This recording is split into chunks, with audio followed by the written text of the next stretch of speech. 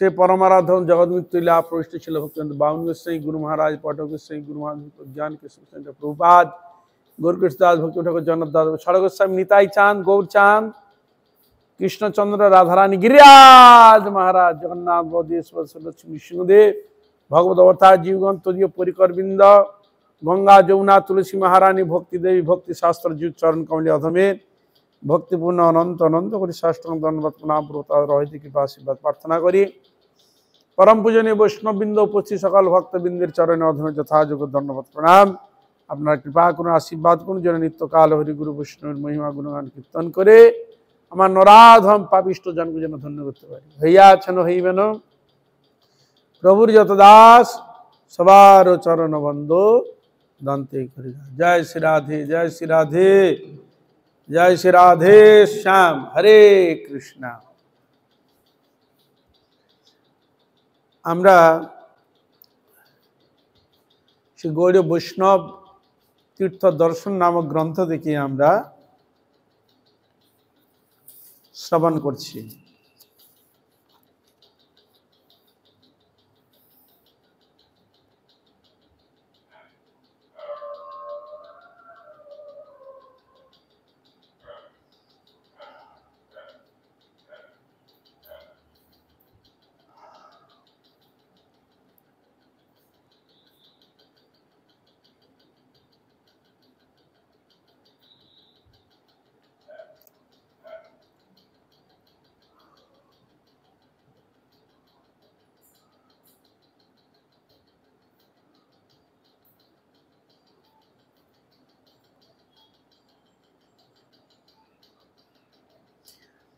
श्री श्यामचांद मंदिर सम्बन्धे सेखाने बोलছেন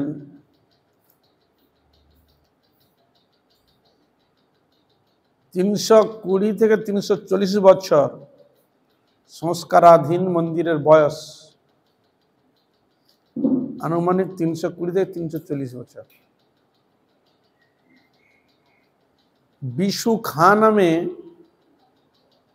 एक उत्तम श्लोक व्यक्ति ए मंदिर सह चारिटी मूर्ति प्रतिष्ठा करें चारटा मूर्ति प्रतिष्ठा करें कार तत्त्वावधाने राजा कृष्णचंद्रेर तत्त्वावधाने এই যে আপনারা নাম শুনেছেন গোপাল ভাঁড় নাম শুনেছেন হ্যাঁ খুব সকালে এক নজর সবাই জানে গোপাল ভাঁড় गोपाल भाड़ কোন রাজার আন্ডারে ছিল ওই কৃষ্ণচন্দ্র সে কৃষ্ণচন্দ্রের তত্ত্বাবধানে চারটি মূর্তি স্থাপন করা হয়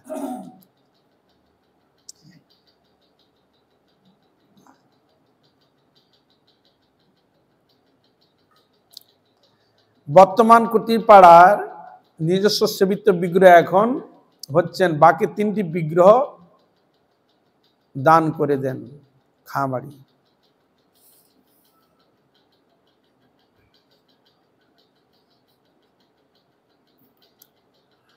রাধা শ্যামসুন্দর বিগ্রহ দর্শন এই হলো সিদ্ধ পুরুষ বিজয় কৃষ্ণ গোস্বামীর লীলা বিজড়িত স্থান আপনারা বিজয় কৃষ্ণ গোস্বামী নাম শুনেছেন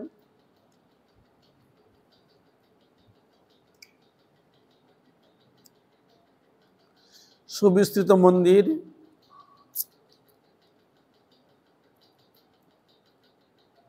विजय कृष्ण गोस्वामीर साथे खेलेছিলেন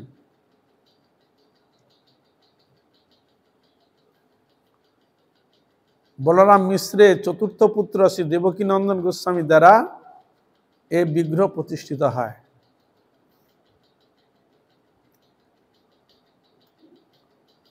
बड़ गोसाई बाड़ी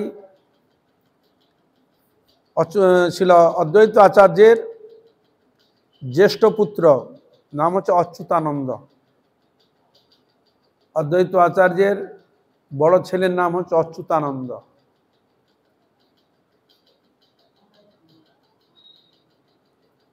এটিকে বলা হয় বড় গোসাই বাড়ি अद्वैत आचार्यर पुत्र बलराम मिश्रेर पुत्र श्री मथुर से राधारमण मूर्ति प्रतिष्ठा करें ওখানে 4-5টা মন্দির আছে, ওনাদের বংশে সব ছেলেপুলে যেগুলো করেছে।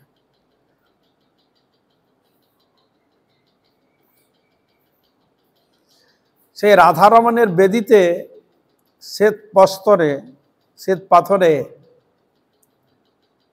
কতিপয় পয়ার লেখা রয়েছে কি, পুণ্যক্ষেত্র পুরী ধামে শ্রী দোল গোবিন্দ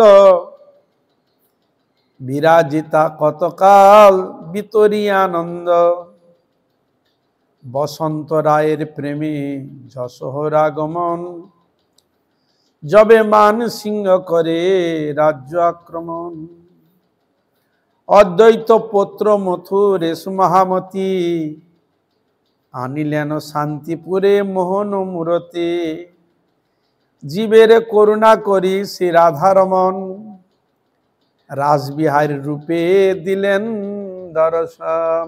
ওখানে একটা ইত্যভিত্তিক কথা লুকিয়ে আছে। পুরী ক্ষেত্রে শ্রী দোল গোবিন্দ ভগবান, ভগবানের এক নাম হচ্ছে দোল গোবিন্দ। কোন দুলতে খুব ভালোবাসে, দোলা ঝুলতে।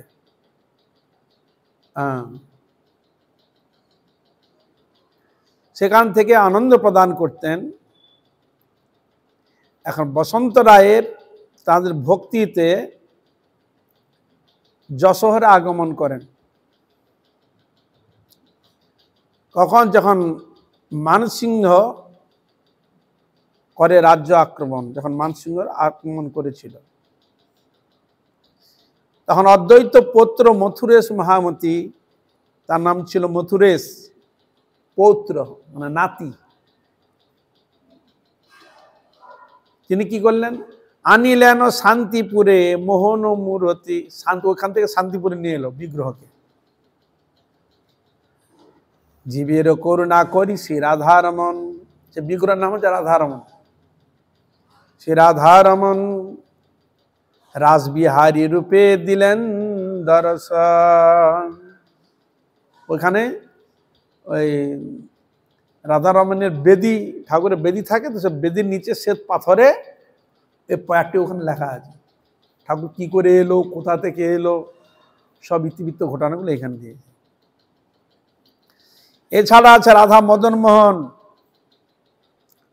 আর কি রয়েছে? ষড়ভুজ গৌরাঙ্গ মূর্তি। ষড়ভুজ অদ্বৈত আচার্য প্রভুকে দর্শন করিয়েছিলেন মহাপ্রভু।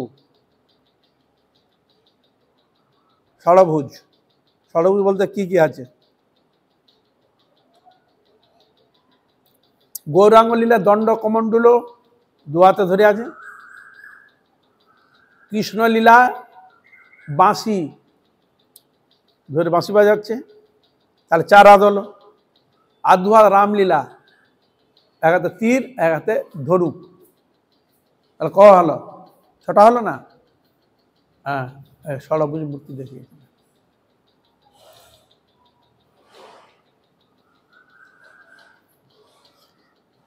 তাহলে ওখানে রাধারাম মদন মোহন রয়েছেন, আর ষড়ভুজ গৌরাঙ্গ মূর্তি রয়েছেন, এবং রঘুনাথ, জগন্নাথ, বলরাম, সুভদ্রা, অনেকগুলো ঠাকুর। রঘুনাথ মানে রামচন্দ্র, রামচন্দ্রকে রঘুনাথ বলা হয়, রঘুবংশের, এই যে বলা রঘুনাথ। রামচন্দ্রের এক নাম রঘুনাথ, রঘুবংশ তিলক, রঘুনাথ বলা।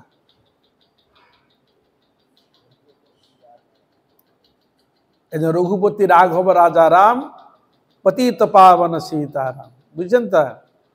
রামচন্দ্র।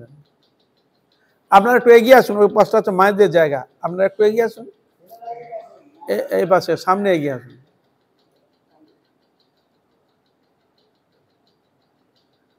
আর বিগ্রহ রয়েছে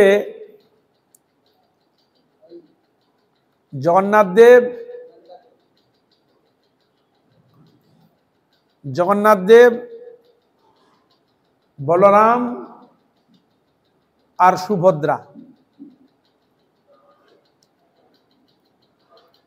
গোপাল রায়, কৃষ্ণ রায় জিউ, অনেকগুলো বিগ্রহ রয়েছে। একটি প্রকোষ্ঠে রয়েছেন সীতাদ্বৈত, সীতাদ্বৈত মানে সীতা দেবী, মানে অদ্বৈত আচার্য প্রভু দুস্ত্রী, এক আছে শ্রীদেবী আর এক সীতা দেবী। সীতা দেবী আর অদ্বৈত আচার্য এক প্রকোষ্ঠে সেবিত হচ্ছেন, আর হচ্ছে অদ্বৈত প্রভুর বড় পুত্র নাম হচ্ছে অচ্যুতানন্দ, তিনিও এক প্রকোষ্ঠে সেবিত হচ্ছেন। আর মদন গোপাল মন্দিরে গোপালের মূর্তির সঙ্গে সাদৃশ্য ওই প্রকার। এখানে মূর্তি আর গোকুল চাঁদ, কালা চাঁদ, মন্দিরে রঘুনাথের সঙ্গে রঘুনাথ দেখতে একই।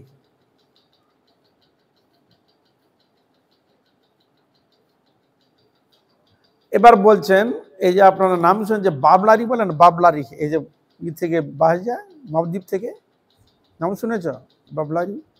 ওদিকে যায় অদ্বৈত আচার্যের ভজনস্থলী হচ্ছে বাবলা, যেখানে অদ্বৈত আচার্য ভজন বা তপস্যা করেছিলেন, যার নাম হচ্ছে বাবলা।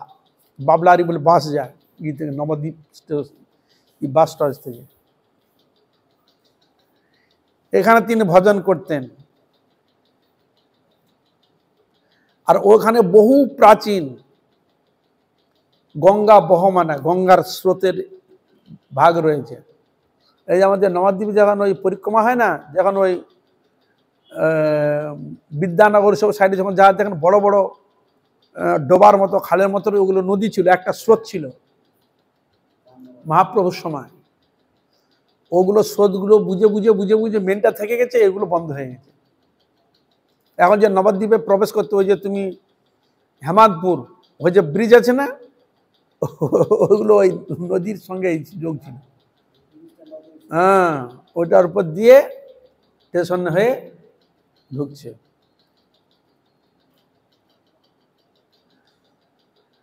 হ্যাঁ, প্রাচীনা মানে বহু প্রাচীন বহমানা গঙ্গা, শান্তিপুর থেকে প্রায় 3 মাইল দূরে।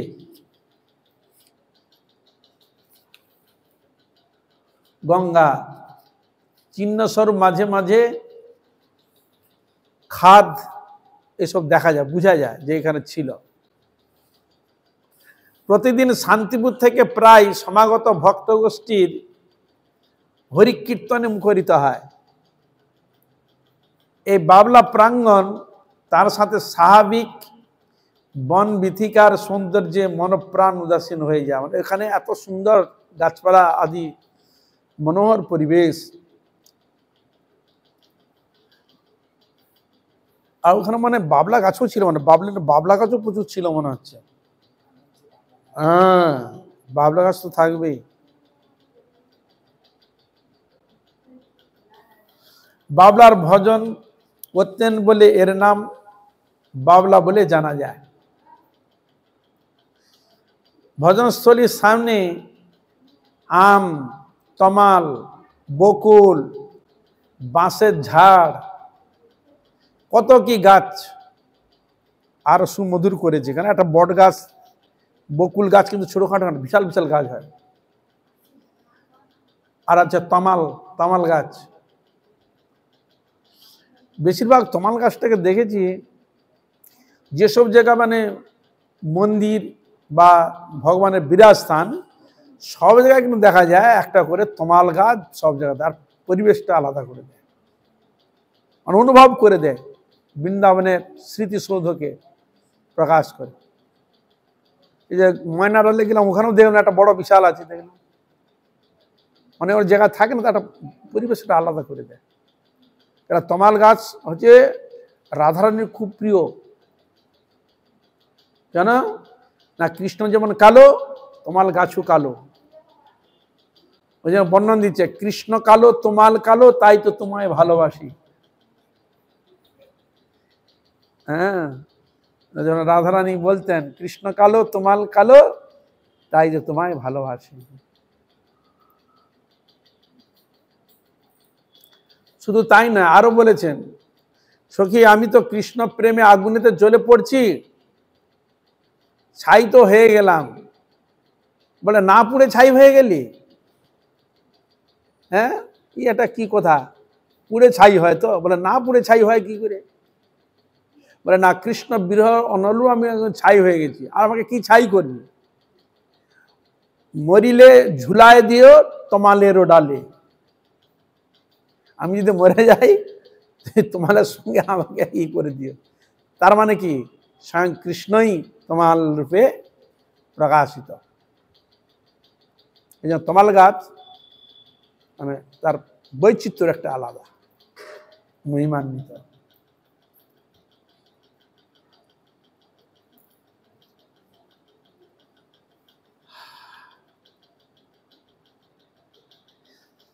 শ্রীমন্দিরে নিতাই গৌর সীতানাথ শ্রীমূর্তি রমণীয় দর্শনীয়, ওখানে মন্দির রয়েছে নিতাই গৌর সীতানাথ মানে অদ্বৈত আচার্য, সেখানে সেবিত হচ্ছেন মদন গোপাল।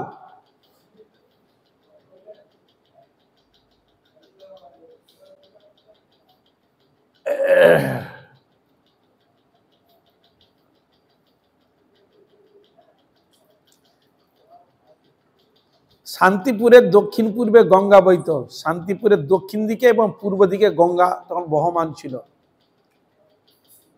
উত্তরে কিন্তু ছিল না। তবে কোন গঙ্গার স্রোত হয়তো এই পথে বইত বলে অনুমান হয়, অনেক অনুমান করছে। প্রায় 70 বছর আগে এই বাবলা স্থান আবিষ্কার করে পূজিত হয়ে আসছে। কত বছর? 70 বছর।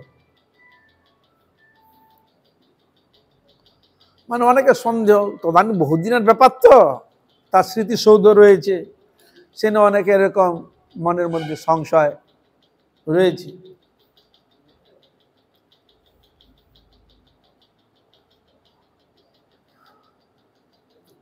রাজা কৃষ্ণচন্দ্র আচার্য প্রভু 6 সন্তানকে নিমন্ত্রণ করে এখানটা প্রসঙ্গ তুলেছে। তাহলে অদ্বৈত আচার্য যখন সে সময় কিন্তু রাজা কৃষ্ণচন্দ্র ছিল, তখন গোপাল ভাঁড় ছিল। হ্যাঁ, রাজা কৃষ্ণচন্দ্র আচার্য প্রভুর 6টি সন্তান, তাদেরকে নিমন্ত্রণ করে একবার সেবা দেন এবং বিদায় দক্ষিণা স্বরূপ 6 জনকে 6টি সোনার কলসি দান করেন। তখন কিন্তু সোনার রমরমা, তখন কিন্তু সোনার টাকা ছিল, সোনার টাকা, রূপার টাকা। কারণ আমাদের তো আমাদের হাতে দেখেছি রূপার টাকা আমরা ব্যবহার করতে দেখেছি, দেখেছেন রূপার টাকা হাতে, রূপার টাকা ছিল। তাহলে আমাদের ভারতবর্ষ কত উন্নত ছিল বলুন তো, তখন সোনার টাকা ব্যবহার হতো। হ্যাঁ, কত উন্নত ছিল। ইংরেজ এসে কত লুটপাট করে কত বিধি সব নিয়ে চলে গেছে, তাহলে কত সম্পদ ছিল চিন্তা করুন তো। তাহলে তাহলে এখানে তো আপনারা শুনছেন তো, কৃষ্ণচন্দ্র অদ্বৈত আচার্য ছেলেকে, ব্রাহ্মণ ছিল তো, ব্রাহ্মণ তো নিমন্ত্রণ করেছে, খাবিয়েছে, খাবিয়ে দক্ষিণা স্বরূপ দিয়েছে 6 জনকে 6টা করে হাঁড়ি সোনার কলসি দিয়েছে। কলসি বলতে কি বুঝায়? একটু ছোটখাটো ভাঁড়ের মতো নাকি? কলসি বলতে কি বুঝায়? এখানে কলসি লেখা আছে দেখুন, 6 জনকে 6টি সোনার কলসি দান করেন। কলসি বলতে কি বুঝি? কলসি আর ছোট এর মধ্যে তফাৎ রাখি? হ্যাঁ বলুন, আমরা ঘট বলি, এরকম সাইজের ঘট বলি, ছোট হাড় বলি, আর এখানে শব্দ যে কলসি, কলসি মানে একটা ঘোড়ার মতো হবে কি? হরে কৃষ্ণা। হ্যাঁ, 6টি সোনার কলসি দান করেন। তাই এরকম যদি তখন 6টা কলসির দাম, আর এখন কত, কয়েক কোটি টাকা।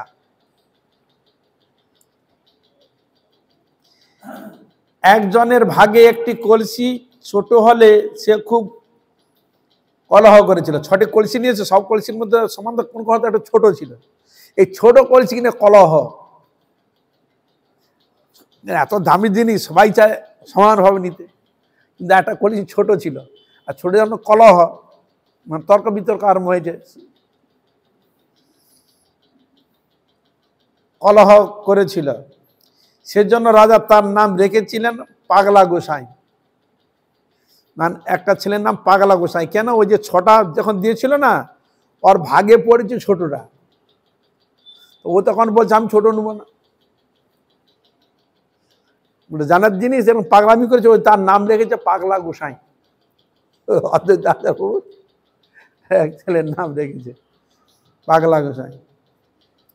সেই থেকে এই নামেই সকলে ডাকতে থাকলো।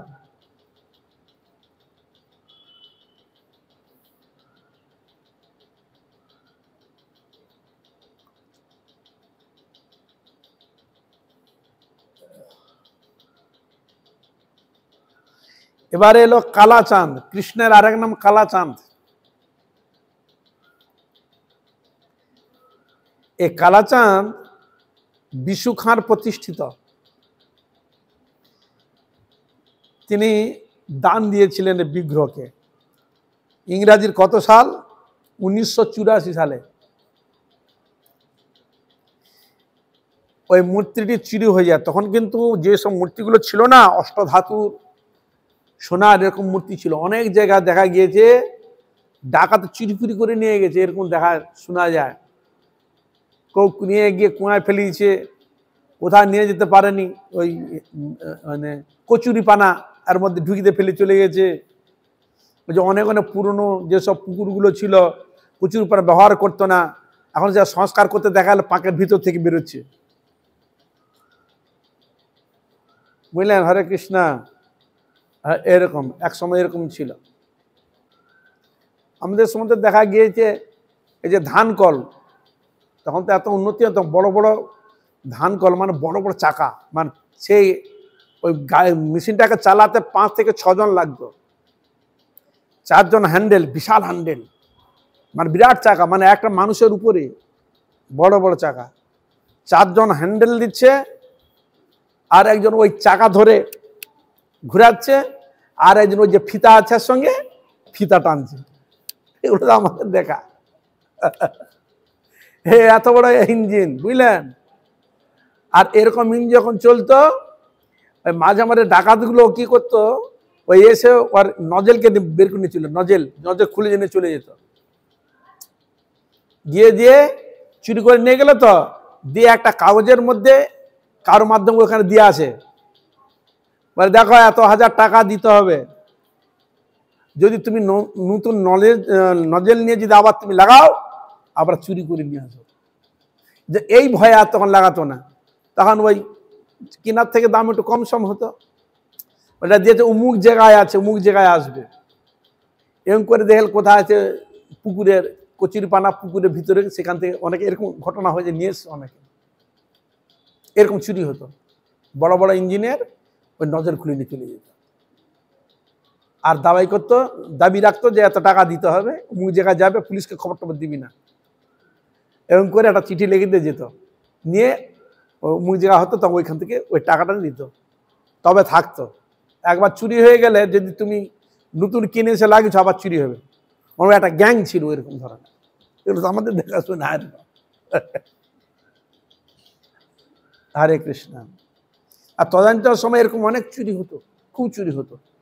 ঠাকুর আছে, দরজা জানলা ভেঙে চুরি হয়েছে। আমাদের ওইখানে কোথায় একটা জায়গা নাম হচ্ছে বামনাড়া, ও হচ্ছে দেবী শীতলা, নাম শুনেছে তো? শীতলা মানে খুব প্রভাবশালী ছিল। ওই চুরি করতে গেছে, আর চুরি করতে গিয়ে অন্ধ হয়ে গেছে, অন্ধ, আর বেরোতে পারছে না, অন্ধ হয়ে গেছে। ওই তখন সে ধরা পড়ল।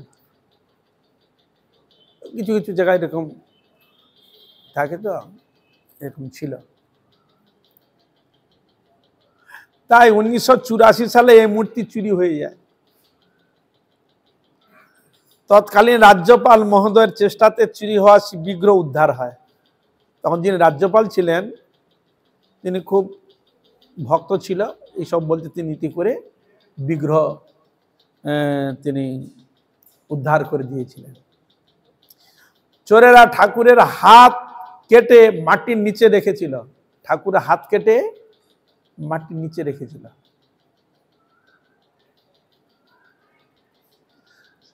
আর সে ঠাকুর চুরি কেন হলো? এখান দিয়েছে সোনার কালাচাঁদ, সোনার বিগ্রহ ছিল, আর রাধারানী ছিল অষ্টধাতুর মূর্তি।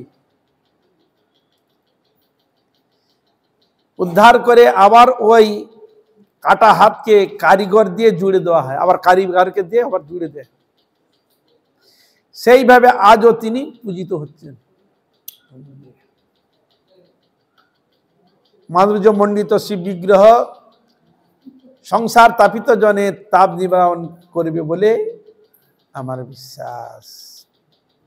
এবার এলো কাশ্যপপাড়া রাধাবল্লভ। 1344 সালে বাংলা চৈত্র বৃক্ষ বাটিকা ছায়ার মধ্যে শ্রীমন্দিরে নিতাই গৌর অদ্বৈত বিগ্রহদ্বয়ের সেবিত হচ্ছেন।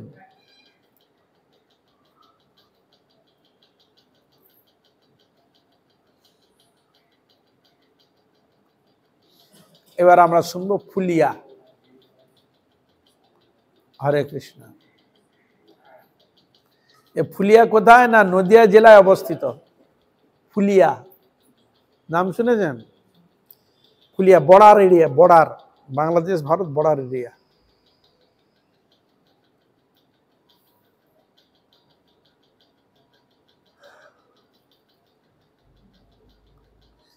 যেটা আমাদের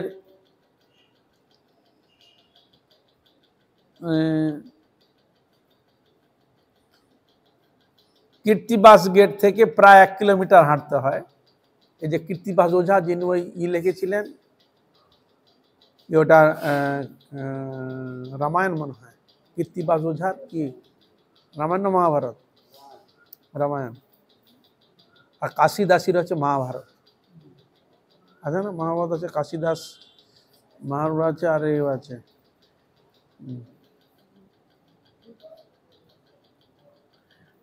সেখানে ওই ফুলিয়াতে নামাচার্য ঠাকুরের ভজনস্থলী ওইখানেই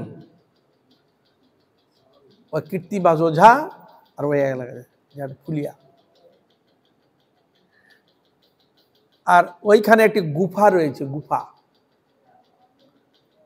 গুফাকে কেন্দ্র করে শ্রী চৈতন্য ভাগবত অলৌকিক কীর্তি কাহিনী সুব্যক্ত। ওই যে গুফাকে কেন্দ্র করে চৈতন্য ভাগবত চৈতন্য চরিতামৃতে ওই গুহাকে কেন্দ্র করে অনেক কিছু বর্ণিত রয়েছে।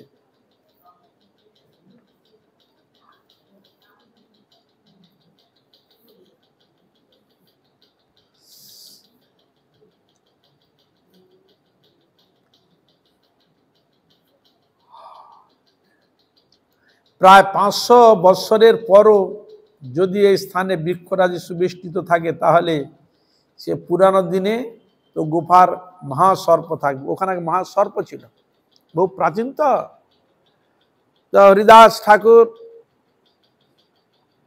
তিনি ওখানে বসে ভজন করতেন, আর সকল ভক্ত উনার কাছে হরিকথা শুনতে যেতেন। তো শুনতে যেতেন, কিন্তু মনটা ঠিক বসতো না।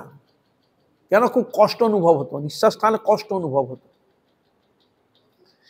তা কোনোদিন কিছু বলে না, যা কিছু হয় হয়তো হবে, কিছু বলতেন না। তা একদিন এখন বলেই ফেললেন, বলে বাবা আমরা আসি, আমরা এখানে বসি, কিন্তু মনটা বসে না, খুব কষ্ট অনুভব, আর নিঃশ্বাস টানাটানি কিন্তু কষ্ট অনুভব হয়। তখন বলছে কেন তোমরা এতদিন আমাকে বলনি, কেন, কি ব্যাপার? না মনে হয় এখানে কোনো বিষধর সাপ আছে। বিষধর সাপ যদি শ্বাস প্রশ্বাস যদি নেয়, যখন শ্বাস ছাড়বে তখন তার বিষের গানটা বেরোবেই, আর যখন শ্বাস নিবে তখন তো কি হবে। তা এই যে জ্বালা, নিঃশ্বাসের একটা জ্বালা অনুভব করছে ভক্তরা, কিন্তু হরিদাসের কিছু হচ্ছে না, তার কোনো অনুভব নেই। কেন? কিসে না? তিনি যে স্টেজে যে অধিকারে রয়েছে, তার কাছে বিষ কিছু, যেমন শিব ঠাকুর বিষকে হজম করে দিয়েছে। এখন কেউ যদি বলে আমি বিষ খাবো, সে তো মরবে, সেটা তার জন্য ঠিক আছে, হরে কৃষ্ণা। কিন্তু এখানে যে এই যে জ্বালা হচ্ছে, এটা যেসব ভক্ত ছিল তারাও অনুভব করছে, কষ্ট অনুভব করছে, আর ওই জন্য বলছে মনে সাপটাপ হবে, বিষধর। কিন্তু বলছে আমি তো কোনো অনুভব করতে পারছি না। তো ঠিক আছে, তোমরা যখন বলছো আমি দেখব। এই বলে ওই দিন হরিকথা হলো, সকালে যে যা শ্রবণ করে চলে গেল। তখন হরিদাস ঠাকুর বলছেন, হে মহাসর্প, তুমি যদি কেউ যদি তোমরা এইখানে থাকো, তোমরা তাহলে এই স্থান পরিত্যাগ করে চলে যাও অন্য জায়গায়। সাপকে বলছে, জানে না তো, যদি কোনো সাপটা বা কেউ যদি তোমরা থাকো তা তোমরা এই স্থান ত্যাগ করে চলে যাও, কারণ না এখানে যে ভক্তগুলো হরিকথা শুনতে আসে ওদের অসুবিধা হয়, কষ্ট হয়, তুমি আছো বলে ওই জন্য হচ্ছে না। তখন আবার তখন বলছে তুমি যদি না যাও তাহলে আমি এই গুফা ছেড়ে আমি চলে যাব। কি বললেন হরে কৃষ্ণা? উনি বললেন যদি কেউ মহাসর্প যদি আপনারা কেউ থাকেন তাহলে আপনি কৃপাপূর্বক এই স্থান পরিত্যাগ করে অন্য স্থানে আপনি গমন করুন, আর আমি যদি না রাজি না হন যদি থাকেন তাহলে আমি এইটা ত্যাগ করে আমি চলে যাব। বুঝলেন?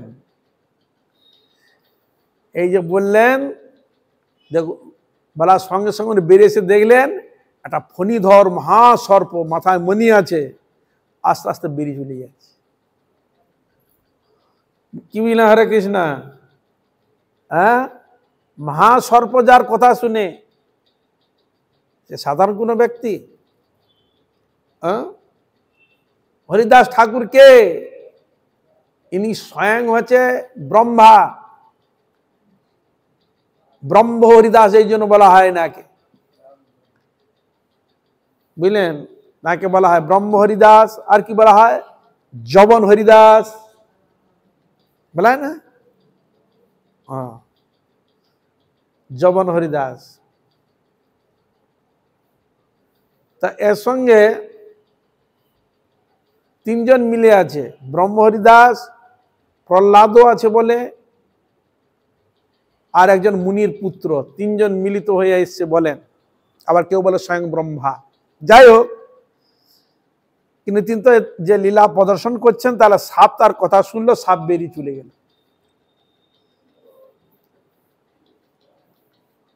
দেখুন,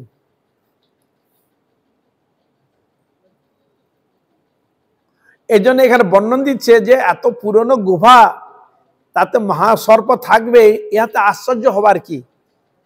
তো প্রশ্ন করতে পারে যে এখানে গুহা মানে আরে বহু পুরনো, এখানে যে মহাসর্প যে থাকবে না তা আশ্চর্য হওয়ার কি আছে?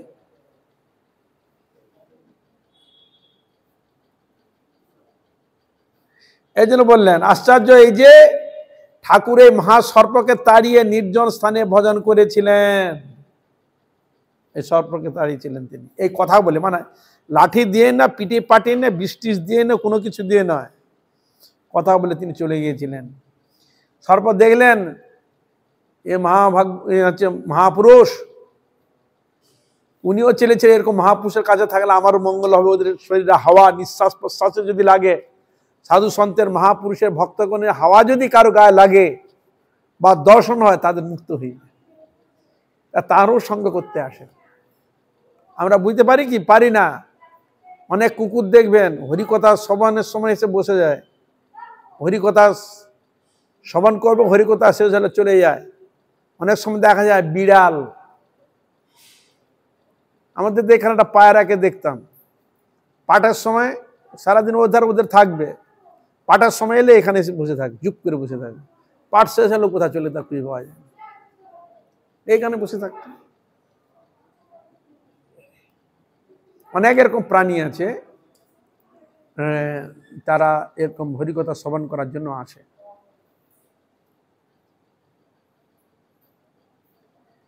আর কি ওই গুফার দ্বারে লক্ষ্য হীরা কে পরম বৈষ্ণবী করেছিলেন, লক্ষ্য হীরা,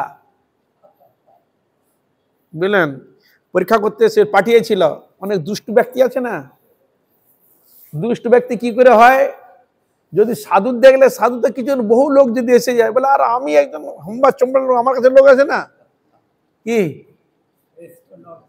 কে হরে কৃষ্ণ, এরকম হয় কিনা? অনেক সময় হয় তো, বলে আমার কাছে তদন্ত একজন ছিল খুব পয়সাওয়ালা, বহু কিছুই করা, ও দেখলো আরে আমার কাছে পয়সা আছে, ধনাঢ্য বাড়ি, আমার কত কি আছে, আমার কাছে একটা লোক আসে না, আর একটা সাধু, ওর কাছে লোক ভিড়, মেলার মধ্যে ভিড় হয়ে যায়। হ্যাঁ, তাহলে ও যতদিন থাকবে আমার কাছে কেউ আসবে না, তাহলে সাধুকে তাড়াতে হবে। সাধুকে তাড়াতে গেলে কি দিয়ে তাড়াবে? এছাড়া তার দ্বিতীয় সে পন্থা দেখছে না। এই জন্য বলে লক্ষ্যহীরাকে পাঠাতে হবে। লক্ষ্যহীরা যদি ওকে দোষে দুষ্টু করে দেয় তাহলে আমাদের সাধুকে তাড়াতে আমার বেশি সময় লাগবে না। নিদাই গৌর প্রেমন এরকম ই নেয় তো সচরাচর, তাই নিয়েছিল।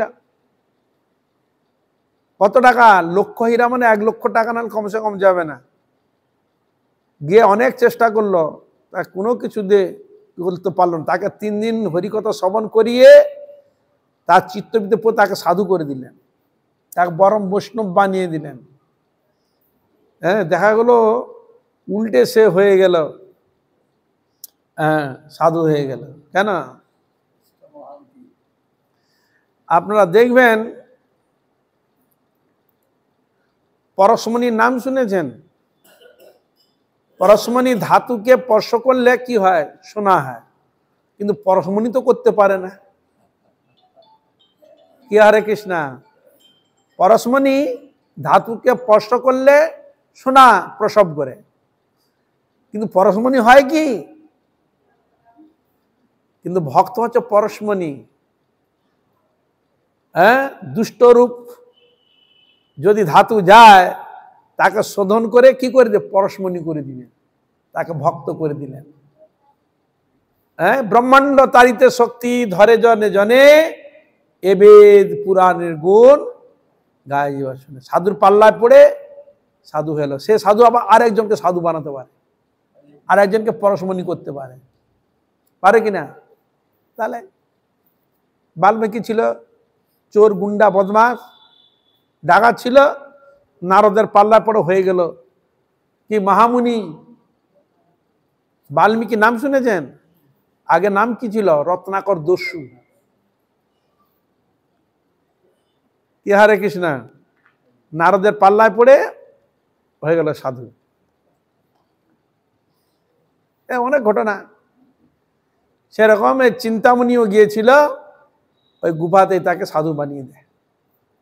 ওইখানেই ওনাকে থাকতে, তুমি এখানে ভজন করো, স্থান ছেড়ে চলে গিয়েছিলেন। এছাড়া আরো রয়েছে, স্বয়ং দুর্গা দেবীও এসেছিলেন। দুর্গা, মহামায়া দুর্গা, স্বয়ং মহামায়া দুর্গা দেবীও পরীক্ষা করতে গিয়েছিলেন হরিদাস ঠাকুরকে। তিনি লাস্টে বললেন, আমি সব জীবকে মোহিত করি, কিন্তু তোমাকে আমি মোহিত করতে পারছি না, তোমার কাছে আমি ফেল।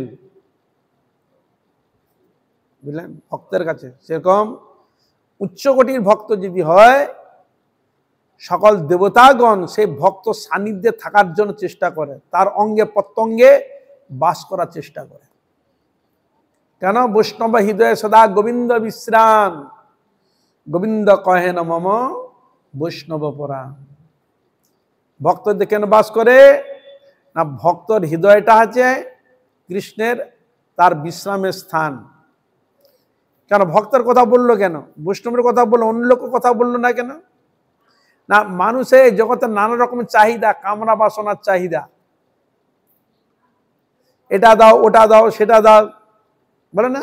ঠাকুর আমার ছেলে যেন ভালো হয়, ঠাকুর আমার রোগ থেকে যেন মুক্তি হয়ে যায়, ঠাকুর এটা যেন, ওইটা বলে কিনা ভক্ত? কিছুই বলে। ঠাকুর তোমার জন্য ভক্তি, যে তোমার যাতে সেবা করতে পারে। জ্বালাচ্ছে কি? হরে কৃষ্ণ। তা এই জন্য বিশ্রাম করে, যেখানে কোনো টানাটানি নাই, কোনো চাহিদা নাই, কিছুই নাই, সেটা তো আপনি বলুন না, আপনার সব জায়গায় আপনাকে জ্বালা, এটা দাও, ওটা দাও। যে ছেলেটা কিছুই চায় না, আপনার খেতে পান না, আপনার আনন্দে আমি সেখানে রয়েছে, সুখে রয়েছে, কারণ চাহিদা নেই তো। এই জন্য তো বললেন গোবিন্দ কহেন মম বৈষ্ণব পুরাণ। বুঝলেন? শুধু তাই নয়, আরো বলা হয়েছে, কৃষ্ণ ভক্তি আছে যার, সর্বদেব বন্ধু তার। যার ভগবানের প্রতি ভক্তি শ্রদ্ধা আছে, সব দেবতাগণ তার বন্ধুর মতো তার কাছে আসে, তাকে গাইড করে, তার যে কোনো বিপদ না হয়, তার যাতে কোনো অসুবিধা না হয়, সেগুলোকে লক্ষ্য রাখে। যেমন আমার বাড়িতে ছোট শিশু যদি থাকে, আপনি যাচ্ছেন, এ দেখি রে ছেলেটা আছে, সবাইকে বলে যাচ্ছেন ছেলেটাকে দেখবি, একটু লক্ষ্য রাখবি, নজর রাখবি। হ্যাঁ, ঠিক তদ্রূপ ভক্তকে সকল দেবতাগণ তাকে গাইড করে, দেখভাল করে। এই জন্য বলছে কৃষ্ণ ভক্তি আছে যার, সর্বদেব বন্ধু তার। যার ভগবানের প্রতি ভক্তি শ্রদ্ধা অনুরাগ থাকে, সব দেবতাগণ বন্ধুর মতো তার কাছে আসে, বিরাজ করে।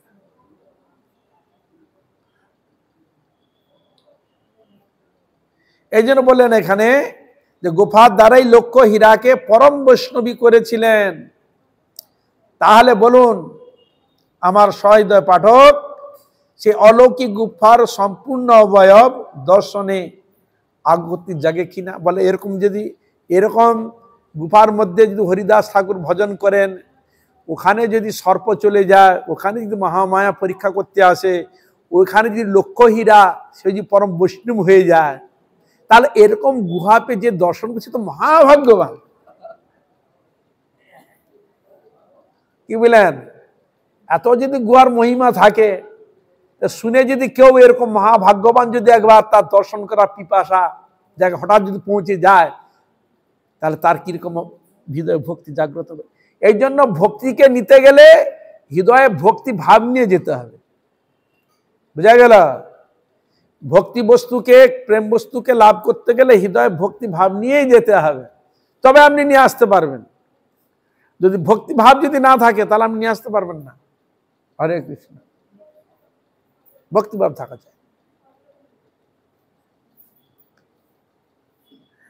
এই গোফার ধারে শিব বিরিঞ্চি বাঞ্ছিত ধুলি মস্তকে স্পর্শ করে। গ্রন্থকার আরো বলছেন, বলো দেখো ভক্তের চরণ ধুলি, শুধু ভক্ত কেন, শিব মানে শিব ঠাকুর, বিরিঞ্চি মানে ব্রহ্মা এবং অন্যান্য ভক্তগণ ভক্তের চরণ ধুলি নেওয়ার জন্যই চেষ্টা করে। এমনকি স্বয়ং ভগবানও ভক্তের চরণ ধুলি মস্তকে ধারণ করে। কি বললেন? হরে কৃষ্ণ। ভগবান কৃষ্ণচন্দ্র ভক্তের চরণ ধুলি মস্তকে নিবে বলে অভিনয় করলো। কি শিরপীড়া, এক মাথার যন্ত্রণা, ছটপট ছটপট করছে, ভালো হচ্ছে না, কি হলো? সব গোপীগণ খুব চিন্তা করলো, সকল কোথায়? দ্বারকার ঘটনা। ছটপট ছটপট করছে, একদম ভালো হচ্ছে না, কারণ অনেকদিন তো ব্রজ ধাম ছেড়ে চলে এসছে ওখানে, আর গোপীগণের সঙ্গে দেখা হচ্ছে না, রাখালগণের সঙ্গে দেখা হচ্ছে না। ওখানে শরীরটা থাকলে কি হবে? মনটা পড়ে আছে ব্রজের মধ্যে। হ্যাঁ, এখন দেখা পাচ্ছে না, তো ছটপট করছে, সেই ব্রজ ভক্তগণের দর্শন পাওয়ার জন্য, তাদের ই করার জন্য খুব চেষ্টা করছে। তখন বলে আমাকে একটা অভিনয় করতে হবে, নাহলে তো হবে না। কি হলো? শিরপীড়া, ছটপট করছে, যার গায়ে কিছুই হচ্ছে না। বৌদ্ধ বলে কি ব্যাপার? স্বয়ং ভগবানই আবার এক স্বরূপে বৌদ্ধ হয়েছে, এক স্বরূপ বৌদ্ধ সেজেছে, এসে বলছে শোনা, এর যে রোগ হয়েছে, ভক্তের চরণ ধুলি দিলে তবে মাথা ঠিক হবে। কি বুঝলেন? তাহলে ওখানে ছিল নারদ আদি অনেকে ভক্ত ছিল। তা নারদকে বলছে, নারদ আর তুমি তো ভক্ত, তোমার চরণ ধুলি দাও। ওরে বাবা, আমি চরণ ধুলি দিয়ে আমি হচ্ছে প্রভুর মাথায় দিয়ে আমি হচ্ছে নরকে যাব? কিসের ভয়? না প্রভুর মাথায় যদি আমি দিই আমাকে নরকে যেতে হয়। হ্যাঁ, তাই নরকের ভয়ের জন্য তিনি দিলেন না। বুঝা গেল? তাহলে কে দিবে? কেউ দিতে চাইলেন না। তখন বলে ঠিক আছে, দিতে চান যা, তাহলে ব্রজ থেকে নিয়ে এসো। এখানে ব্রজের মহিমায় কীর্তিত হচ্ছে। যাও ব্রজে যাও। ব্রজে গিয়ে যখন উপস্থিত হয়েছে, নাথ গিয়ে তখন বলছে কেমন আছে প্রভু, আমাদের কেমন আছে? ভালো আছে তো? বলে ভালো কি থাকবে, ছটপট করছে, মাথা যন্ত্রণা, ছটপট করছে। তা তোমার ডাক্তার দেখাওনি? মানে দেখিয়েছিলাম। তা দেখি কি হয়েছে? ওষুধ দেয়নি? বলে তিনি বলেছেন, বৌদ্ধ বলেছেন ভক্তের চরণ ধুলি দিলে ভালো হবে। তখন গোপীগণ বলছে তাহলে তুমি তো ভক্ত ছিলে, তুমি চরণ ধুলি দিলে না? বলে ওরে বাবা, আমি মাথায় দিয়ে আমি কি নরকে যাব? ও তাই বুঝি, যা তোমার কত লাগবে নিয়ে আসো। ওরা নেচে কুদে কৃষ্ণ নাম করতে করতে কেঁদে কুটে বলে এবার কত যাবে নিয়ে যা। এই যে দিতে চাচ্ছে, আমাদের চরণ ধুলি নিয়ে যাও, তোমার কত লাগবে ঝুড়ি ঝুড়ি নিয়ে যাও। আর অবাক হয়ে গেছে, এদিকে নরকে যাওয়ার ভয় নাই ওর মস্তকে দিয়ে। তখন ওরা উত্তর দিচ্ছে, আমাদের চরণ ধুলি যদি প্রভুকে দিয়ে যদি আমাকে নরকে যেত তাতে আমি রাজি, আমার প্রভু তো ভালো থাকবে। কি বিচার দেখুন, হরে কৃষ্ণা। তাহলে এখানে প্রভুকে সুখে রাখার জন্য নিজের নরকে যেত দ্বিধাবোধ করছে না, এরই হলো ভক্ত। বুঝা গেল? একটু আচরণ করে হরিভজন করে টিকি রাখবো, ওরে বাবা টিকি রাখবো হবে কি, তিলক করবো, ওরে বাবা এ হবে না, বলুন ওগুলো ছেড়ে দিয়ে যে কিছু করা যায়। গলায় মালা নিত, এগুলো আমাদের হবে না। কি হরে কৃষ্ণা, কোনটাই হবে না, অত বলে আমি সেবা করবো। চিন্তা করা যায়। আর এখানে বজকপি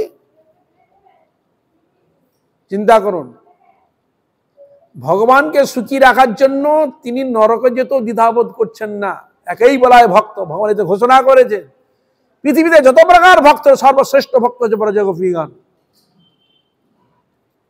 আর তাদের কি সুখের জন্য? ভগবানের পিতার্থে। বুঝা গেল? আর জগতে যেসব ভক্তগুলো, সে তো আমরা ধনং দেহি জনং দেহি সব লুকিয়ে আছে ভিতরে। আমার ছেলে যেন ভালো থাকে, একটা কিছু টাকা দিচ্ছে, ঠাকুরের কতবার যে কপালে ঘষছে টাকা তার ঠিক নেই। হরে কৃষ্ণা। একটা ফুল দিচ্ছে, সে চিন্তা করছে কি চেয়ে নেব। চিন্তা করো, হ্যাঁ ওটা কি সেবা হচ্ছে? এটা কি ঠাকুরের সেবা হচ্ছে না নিজের প্রাপ্তি কি কি নেব সেটা তুমি চিন্তা করছো? বুঝতে পেরেছ? ভগবানের পিতার্থে, নিজের না, ভগবানের পিতার্থে। এই জন্য সেখানে বলছে তোমার সেবায় দুঃখ হয় যত, সে তো পরম সুখ, সেবা সুখ দুঃখ পরম সম্পদ, নাশাই অবিদ্যা। তোমার সেবায় যে দুঃখ হয় সেইটাই যথার্থ সুখ। বুঝলেন? হরে কৃষ্ণা। যে আজ এখানে থাক, সময় পেরিয়ে গেল, আজ এখানে থাক, এরপরে কালকে আলোচনা করব। সকল বৈষ্ণব বৈষ্ণবী সকল ভক্তবৃন্দের চরণে পুনঃ পুনঃ দণ্ডবত প্রণাম। আপনারা কৃপা করুন, আশীর্বাদ করুন যেন এইভাবে হরিগুরু বৈষ্ণবের মহিমা গুণগান কীর্তন করে আমার নরাধম পাপিষ্ঠ জনকে যেন ধন্য করতে পারি। হইয়াছেন হইবেন প্রভু যত দাস, সবার চরণ বন্ধু দন্তে করি গায়। রামাচার্য হরিদাস ঠাকুর কি জয়। হরে কৃষ্ণ কৃষ্ণ কৃষ্ণ হরে হরে, হরে রাম রাম রাম হরে হরে। সবাই হাতে কি তো, হরে কৃষ্ণ কৃষ্ণ কৃষ্ণ হরে হরে, হরে রাম রাম রাম হরে হরে। হরে কৃষ্ণ কৃষ্ণ কৃষ্ণ হরে হরে, হরে রাম রাম রাম হরে হরে। হরে কৃষ্ণ কৃষ্ণ কৃষ্ণ হরে হরে, হরে রাম রাম রাম হরে হরে। হরে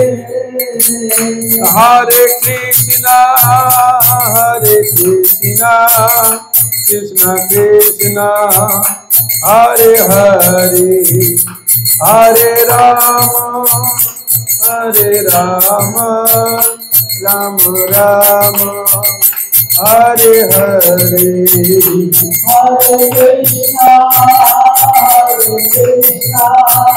কৃষ্ণ কৃষ্ণ হরে হরে, হরে রাম রাম রাম হরে হরে। জয় গৌর হরি বল, হরি বল, হরি বল, হরি বল।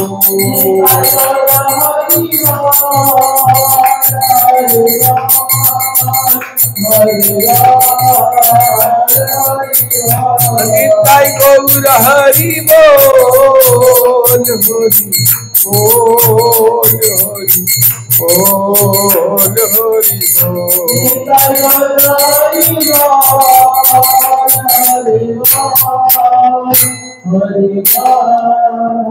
নিতাই গৌর। সকল ভক্ত মায়েরা কি যে, বাবুরা কি যে, কাচ্চা বাচ্চা কি যে, খোল করতাল কি যে।